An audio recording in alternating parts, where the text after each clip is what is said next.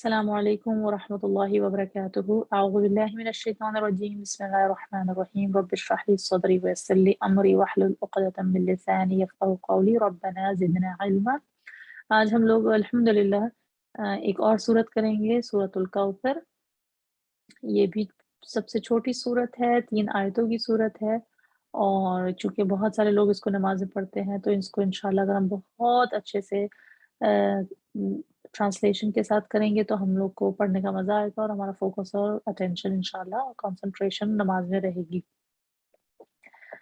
بسم اللہ الرحمن الرحیم، شروع کرتی ہوں اللہ کے نام سے جو نہایت مہربان، بہت مہربان ہے۔ اِنَّا، اب یہ ہم لوگ انشاءاللہ 6 کاؤنٹس کھینچیں گے۔ اِنَّا، کیونکہ الف مدہ کے بعد جب بھی حمزہ آتا ہے، اس کو حمزہ ہی کہتے ہیں کیونکہ الف کے بعد، الف کے اوپر جب بھی کوئی فتحہ زبر زیر پیش آتی ہے تو اس کو ہم لوگ حمزہ کاؤنٹ کرتے ہیں، ٹھیک ہے۔ یہ الف نہیں ہوتا، حمزہ ہوتا ہے۔ جب بھی الف کے اوپر آپ کوئی حرکہ دیکھیں تو وہ ہمیشہ حمزہ کہلاتا ہے۔ الف مدہ کے بعد جب بھی حمزہ آتی ہے ہم اس کو 4 سے 5 کاؤنٹس کھینچتے ہیں۔ ان 6 کاؤنٹس کھینچیں گے، سوری 4 سے 5 کاؤنٹس کھینچیں گے۔ اِنَّا أَعْطَيْنَاكَ الْكَوْثَرَ فَصَلِّ لِرَبِّكَ وَانْحَرْ إِنَّ شَانِئَكَ هُوَ الْأَبْتَرُ۔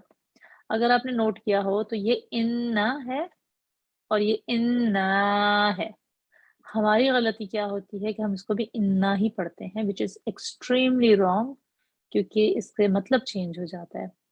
اِنَّا ایکچولی ہوتا ہے اِنَّنا، اِنَّنا، اور اِنَّنا کو ہم نے مرج کر کے اِنَّا پڑھا ہے۔ اب اِنَّا کا کیا مطلب ہوتا ہے؟ اِنَّا، صرف اِنَّا کا کیا مطلب ہوتا ہے؟ اِنَّا کا مطلب ہوتا ہے بے شک، ویرلی، ٹھیک ہے۔ اِنَّا کا مطلب ہوتا ہے بے شک، مگر اِنَّنا کا مطلب ہوتا ہے بے شک ہم، بے شک ہم۔ اگر ہم اوپر دیکھیں تو اس کا مطلب ہوتا ہے بے شک ہم، اِنَّنا۔ تو ہم لوگ جب اس کو مرج کر کے پڑھیں گے تو ہم کہیں گے اِنَّا، ٹھیک ہے۔ بے شک ہم نے کیا کیا؟ ہم نے عطا کی، عطینا، یہ بھی نا ہی ہے ایکچولی، یہ تو نون الف نا، اس کو اسٹینڈنگ زبر بھی کہتے ہیں، کھڑا زبر بھی کہتے ہیں، کھڑا فتحہ بھی کہتے ہیں، اسٹینڈنگ فتحہ بھی کہتے ہیں، جو عربی میں سیکھ رہے ہیں۔ اعطینا کا الگ ورڈ ہے۔ اننا کو اننا پڑھا، بے شک ہم نے، اعطینا ہم نے عطا کی۔ یہ جو نا ہے یہ ادھر بھی ہم نے ہے، ادھر بھی ہم نے ہے، تو 2 دفعہ اللہ تعالیٰ فرما رہے ہیں، اتنا ایمفسائز کر رہے ہیں کہ بے شک ہم نے عطا کی۔ کس کو عطا کی؟ کا آپ کو عطا کی۔ آپ کو یاد ہے میں سبحانک اللہم و بحمدک و تبارک اسمک یہ کیا تھا کہ کا جو ہے، جو اٹیچ پروناؤن ہوتا ہے اس کا مطلب ہوتا ہے آپ، تم، ایک۔ آپ کو ہم نے عطا کی، کیا عطا کی؟ کوثر عطا کی، ٹھیک ہے۔ ابھی کوثر کیا ہے اس کو ہم دیکھتے ہیں۔ مطلب تو اس کا ہے کہ اے نبی صلی اللہ علیہ وسلم ہم نے آپ کو خیر کثیر عطا کی۔ اب خیر کثیر کیا ہے یا کوثر کیا ہے، اس کے بارے میں ہم لوگ دیکھتے ہیں کہ کوثر جو ہے وہ کثرت سے ماخوذ ہے، کثرہ، کثرت سے یہ ماخوذ ہے، جو مبالغے کا صیغہ یعنی ایگزیجریٹڈ ہے، بہت کثرت، بہت زیادہ کثرت۔ یعنی اس کا مطلب یہ ہوتا ہے کہ کسی چیز کا اتنا کثیر ہونا کہ اس کا اندازہ نہ لگایا جا سکے، اتنا کثیر ہم نے عطا کیا۔ مگر ایکچولی الکوثر کے بارے میں ایک رائے یہ بھی ہے کہ اس سے حوض کوثر مراد ہے جو قیامت والے دن میدان حشر میں ہوگا، اور آپ صلی اللہ علیہ وسلم اس سے اپنے امت کے پیاسوں کو سیراب فرمائیں گے۔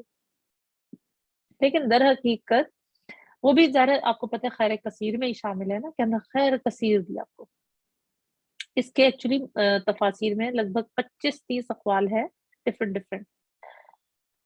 تو چنانچہ اس آیت کا مفہوم ہم یہ بھی لے سکتے ہیں کہ اے نبی صلی اللہ علیہ وسلم ہم نے آپ کو وہ سب کچھ عطا کیا اور کثرت کے ساتھ عطا کر دیا جس کی انسانیت کو ضرورت ہے۔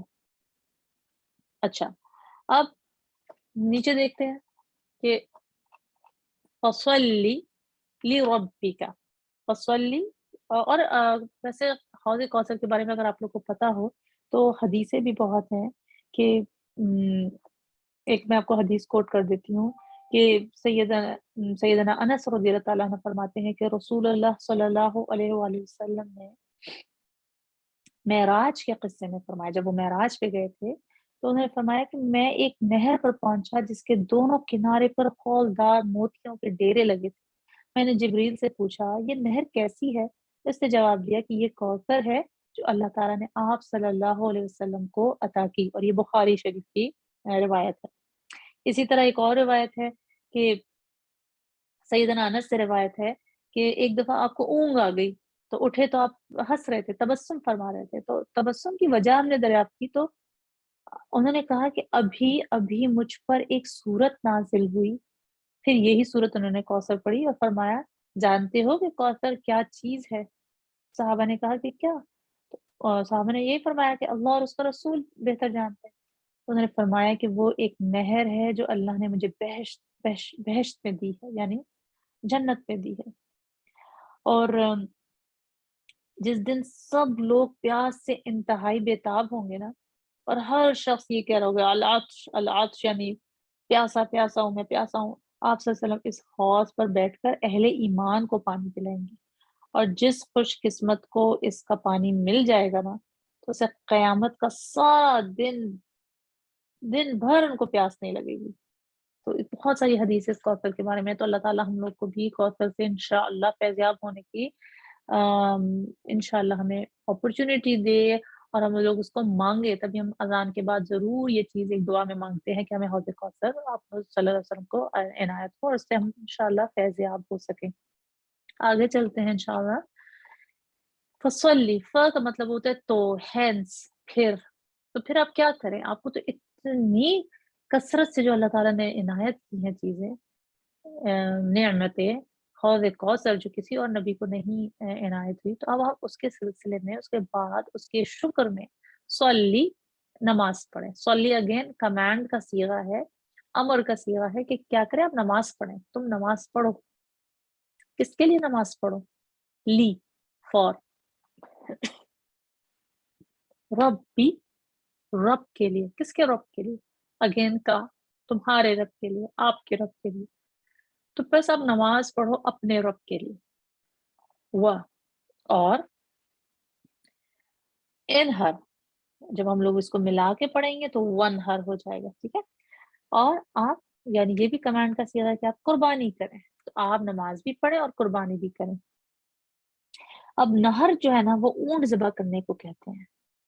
تو اس آیت میں جو دو احکام کا ذکر آیا نا، ان دونوں پر یعنی عید الاضحیٰ کے دن ہی عمل ہوتا ہے، رائٹ؟ ہم اس عید الاضحیٰ کے دن پہلے ہم مسلمان نماز پڑھتے ہیں، پھر جانور قربان کرتے ہیں۔ تو یہ ایک شکر کے طور پہ اللہ تعالیٰ نے فرمایا کہ آپ نماز پڑھیں اور اپنے رب کے لیے اور قربانی کریں۔ ان، اب یہاں پہ غنہ کر کے انا کریں گے، انا نہیں کریں گے، اس پہ آپ ضرور خیال رکھیے گا۔ یہاں پہ ہم نے انا 4 سے 5 کاؤنٹ کرنا ہے، مگر ہم نے یہاں پہ انا، بے شک، بے شک، شانئہ۔ اب یہ شانئہ، یہ کا تو آپ کو پتہ چل گیا کہ آپ یا تم یا ایک کے لیے استعمال ہوتا ہے، پروناؤن ہے یہ، مگر شانئہ کا کیا مطلب ہے؟ اس کے پیچھے ایک چھوٹی سی سٹوری ہے۔ ان شانیہ کا هو الابتر، وہی ابتر ہے، ٹھیک ہے؟ اب اس کے پیچھے کیا سٹوری ہے وہ میں آپ کو بتاتی ہوں کہ شانیہ کا مطلب کیا ہوتا ہے۔ شانیہ ہوتا ہے بغض اور عداوت رکھنے والا دشمن، سخت دشمن، شانیہ، ٹھیک ہے؟ ابتر کیا ہوتا ہے؟ ابتر کے بطر سے نکلا ہے، اس کا مطلب یہ ہوتا ہے کہ کسی چیز کو کاٹ دینا یا منقطع کر دینا۔ مگر ابتر پتہ ہے اہل عرب کس کو کہتے تھے؟ جس جانور کی دم کٹی ہوئی ہوتی تھی نا، دم کٹے جانور، اس کو ابتر کہتے۔ مگر عرف عام میں ابتر سے مراد ایسا آدمی لیا جاتا تھا جس کی نرینہ اولاد نہ ہو اور جس کی نسل آگے چلنے کا کوئی امکان نہ ہو۔ تو جو مشرکین مکہ ہے نا، وہ حضور صلی اللہ علیہ وسلم کے لیے یہ لفظ استعمال کرتے تھے۔ کیوں کرتے تھے؟ آپ کو پتہ ہے کہ حضرت خدیجہ رضی اللہ تعالیٰ عنہ کے سے حضور صلی اللہ علیہ وسلم کی 6 اولاد تھی، ٹھیک ہے؟ اس میں قاسم، پھر زینب، پھر عبداللہ، پھر ام کلثوم، پھر فاطمہ تھی، پھر رقیہ رضی اللہ تعالیٰ عنہ۔ تو ہوا کیا کہ آپ کو پتہ ہے پہلے قاسم کا انتقال ہوا چھوٹے بچپن میں ہی، بالکل بچپن میں ہی ان کا انتقال ہو گیا، بہت صدمہ ہوا حضور صلی اللہ علیہ وسلم کو، رنج ہوا۔ پھر عبداللہ کا انتقال ہوا جن کا لقب طیب بھی تھا، طاہر بھی ان کو کہتے تھے، دونوں بیٹوں کا انتقال ہو گیا۔ تو اس پر جو ہے نا یقین کریں مشرکین نے صرف یہ نہیں کہا کہ وہ انتقال ہو گیا کیا، انہوں نے خوشیاں منائی، مطلب باقاعدہ تالیاں بجا بجا کے ان کو چڑھاتے تھے کہ آپ کے تو دونوں ہی فرزند فوت ہو گئے، کہ اس وقت آپ کو میں نے بتایا کہ بہت حسب و نفس کا رکھا جاتا تھا کہ کس کی اولاد ہے، کس کی وہ اولاد کس کا نسب ہے، کس کے باپ کون ہے، اس کا دادا کون ہے۔ تو انہوں نے کہا کہ آپ کی تو بس اب بیٹیاں ہی بیٹیاں رہ گئی ہیں، تو آپ جو کچھ بھی ہیں بس اپنی زندگی تک ہیں، جیسے ہی آپ فوت ہوں گے نعوذ باللہ آپ کی نسل تو آگے چلے گی نہیں اور نہ ہی کوئی آپ کا نام لیوا ہوگا۔ اب آپ سوچیں سبحان اللہ، تو اس پر یہ اللہ تعالیٰ نے ان کے حق میں یہ صورت نازل کی کہ بے شک آپ کا دشمن شانی جو دشمن ہوتا ہے نا بہت ہی بغض عداوت رکھنے والا دشمن، وہ ہی اب تر رہے گا، فکر نہیں کرو۔ اب آپ خود دیکھیں کہ ان دشمنوں میں سے جو یہ کہتے تھے، اکثر تو جنگ بدر میں ہی مارے گئے جو پہلی جنگ ہوئی تھی، اور اگر ان کی نسل کہیں بچ بھی گئی آگے تو ان کی اولاد میں کون ہے جو ان کا نام لیتا تھا، مطلب اپنے آپ کو تو ان کی طرف منسوب کرنا بھی گوارا نہیں کرتا تھا، آہستہ آہستہ آہستہ آہستہ ان کا ذکر خیر تو بڑی دور کی بات ہے، ان پہ تو لعنت ہی لوگ بھیجتے تھے، مگر ان کے مقابلے میں آپ نے دیکھا اللہ تعالیٰ نے اپنے رسول صلی اللہ علیہ وسلم کو کتنی شان و عظمت بخشی، آپ کے صلی اللہ علیہ وسلم کے ذکر خیر کو کتنی بقا بخشی، ٹھیک ہے، دنیا کے اربوں مسلمان ہر روز کئی مرتبہ آپ صلی اللہ علیہ وسلم پر سبحان اللہ، آپ صلی اللہ علیہ وسلم کی آل پر درود بھیجتے ہیں، نمازوں میں دیکھ لیں، اذانوں میں دیکھ لیں، آپ صلی اللہ علیہ وسلم کا کتنا ذکر کیا جاتا ہے، اور آپ کو پتہ ہے یہ سلسلہ تا قیامت انشاءاللہ بڑھتا ہی چلا جائے گا۔ پھر آپ کو پتہ ہے میدان محشر میں آپ صلی اللہ علیہ وسلم کو جو درجات ہیں عطا کیے جائیں گے، پھر مقام محمود عطا کیا جائے گا انشاءاللہ۔ اس سے تو آپ کو پتہ ہے قرآن اور حدیث کی کتابیں بھری پڑی ہیں، تو اب آپ دیکھ لیں کہ اللہ تعالیٰ نے کس کا نام باقی رکھا اور کس کو ابتر رکھا۔ تو جب یہ صورتیں آپ اس اس ٹیکسٹ کو، اس بیک گراؤنڈ کو لے کے جب انشاءاللہ اپنی نمازوں میں پڑھیں گے تو کتنا مزہ آئے گا۔ فی الحال تو ہم 2-3 ہی صورتیں کریں گے انشاءاللہ رمضان میں، مگر ہم ہر صورت کو جو کہ ہم نمازوں میں اسپیشلی پڑھیں گے ان کو ہم اسی مزے کے ساتھ، تھوڑی عربک گرامر کے ساتھ، تھوڑا روٹ ورڈز کے ساتھ، تھوڑا ایکسپلینیشن کے ساتھ، تفسیر کے ساتھ، بیک گراؤنڈ کے ساتھ جب سیکھیں گے تو ہمیں قرآن اور نماز پڑھنے کا مزہ آئے گا انشاءاللہ۔ اب اگلی ویڈیو میں ہم لوگ رکوع اور سجود کی ہم لوگ کچھ دعائیں یاد کریں گے انشاءاللہ مزید، جو کہ حدیث سے ثابت ہیں۔ السلام علیکم ورحمۃ اللہ وبرکاتہ۔